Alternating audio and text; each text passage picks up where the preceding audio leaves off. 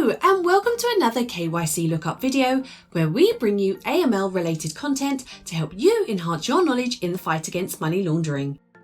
Today we are going to explain how to prepare for an AML KYC interview, most common questions asked during an AML KYC interview, and top tips to take into account when being interviewed.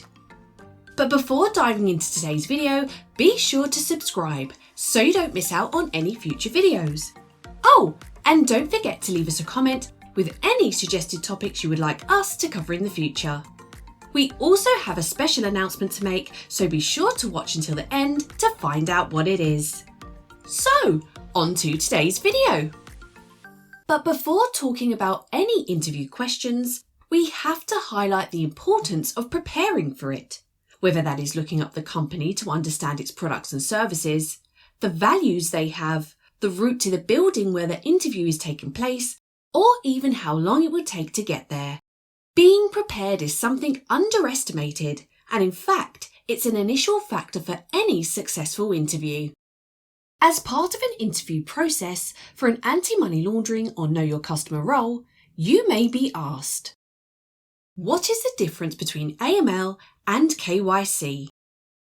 As part of your preparation, you need to read and fully understand the difference between the two terms.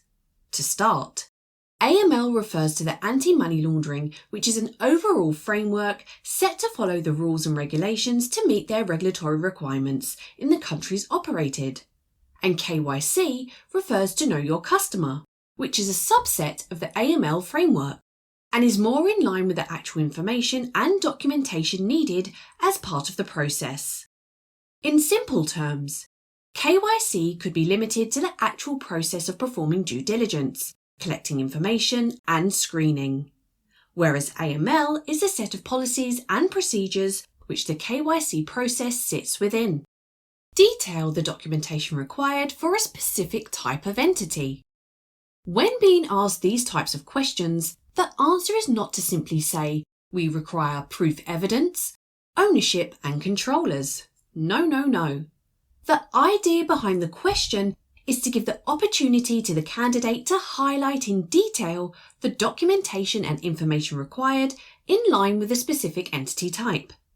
For example, if asked what documents you need to onboard a trust, the first document you should mention is trust deed. Why?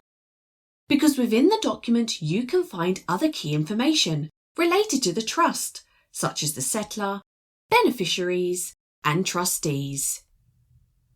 Describe the difference between source of wealth and source of funds.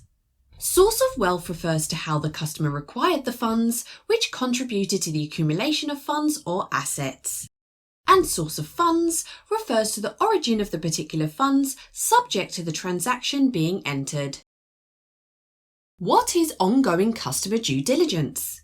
Ongoing customer due diligence, or periodic review as it is also known as, is the process of keeping a customer profile up to date, whether it is by performing ongoing screening, as well as updating the profile in line with the latest set of AML rules and regulations. What should you do if you come across something suspicious?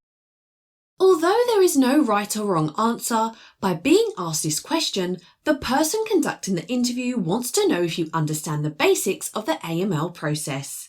In all cases, if you were to come across something suspicious, as part of your due diligence, it should be raised with your AML compliance officer or MLRO via the process set by the company. In some cases, it can be via a special unusual activity form or via email. The idea is to raise the suspicion activity as early as possible to the relevant person or team so they can assess and decide if a suspicious activity report is required to be submitted to the local financial intelligence unit. Top tips to take into account when being interviewed. Ask questions. Interviews are not just about you as a candidate. It is also an opportunity to find out the company's wants and needs, as well as finding out about who you will work with. So asking questions about the team or the role is important and not seen as a negative by the person conducting the interview. Take your time. If you are asked a question which may require a little bit of time to formulate the answer, feel comfortable to take a sip of water or simply say, "Good question." This is a sign of composure, and although we are just talking nanoseconds, it makes a big difference in how you answer the question as you are able to think ahead of answering. Well, there you have it, a basic introduction to how to prepare for an AML KYC interview and some of the most common questions asked. Please tell us in the comment section what has been your experience during the interview process and what other questions have you been asked. Now for the special announcement mentioned at the start of the video. We are now launching our very own courses for you to take a more in-depth look at a variety of subjects, such as Introduction to AML, Beneficial Ownership, and Customer Risk Rating, for example. So make sure you visit our website for further details, and let us help you connect the dots in KYC. Thank you for watching the video, and if you made it this far, don't forget to like and subscribe to watch more amazing videos.